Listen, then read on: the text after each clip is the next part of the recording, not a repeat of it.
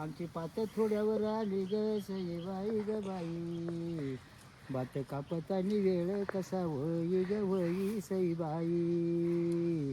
आमची पात आता थोड्यावर आली ग सईबाई ग बाई, बाकीची माणसं कंटाळा करी ग सईबाई ग बाई सईबाई. आता मध्ये वेळा घेतला ग सईबाई ग बाई, हात दुखून राहिले सईबाई ग बाई सखूबाई. हॅलो नमस्कार रामराम मंडळी, मी गौरी. स्वागत आहे तुमचं माझ्या नवीन एका व्लॉगमध्ये. हे बघा भाऊ चाललाय आता गुळ भाताचा निवद घेऊन आणि नारळ बी घेऊन चाललाय. कोणत्या देवाला फोडायचंय, कोणत्या फोडायचंय रे? मसवा. बघा बघा पोशाख बघितलं का, चप्पल बिप्पल. आमच्या इकडं देवाला निवद बिवद दाखवितात भात जोशात बर काय हे करायला कापायला. इकडे भाऊन मीच मागरायला याचं चालू स्टोरी ठेवायचं का. चला आता भात उभरात म्हणून तोंड आळस नीट टाकेल नाही म्हणून आत्तीने मामा तिकडे गेलेत नीट कराय. बघा पार आता सरळच आल्या पाहिजे. बघा ही मामांची बरं का, ही शेजारची मामांची नाही, आमच्या दोघांच्या वाकड्या झाल्यात.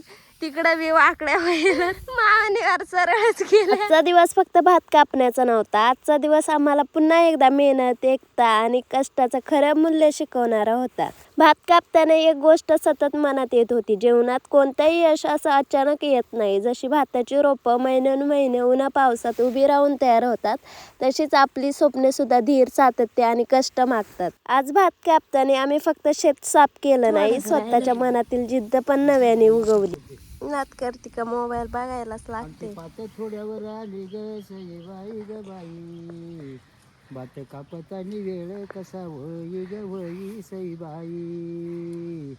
आमची पात आता थोड्यावर आली ग सईबाई ग बाई, बाकीची माणसं कंटाळा करी ग सईबाई ग बाई सईबाई. आता मध्ये वेळा घेतला ग सईबाई ग बाई, हात दुखून राहिले सईबाई ग बाई सखूबाई. जुडा एवढा मोठा त्याला भात नाही जास्त. कसं इकडे बघा कसं आहे, तीनच हे राहिलेत, नाही 4 राहिलेत. आवरा एक एक कापा, आवरा एक जण. मामाने एंड केला 12:15 ते 3:15 झालं.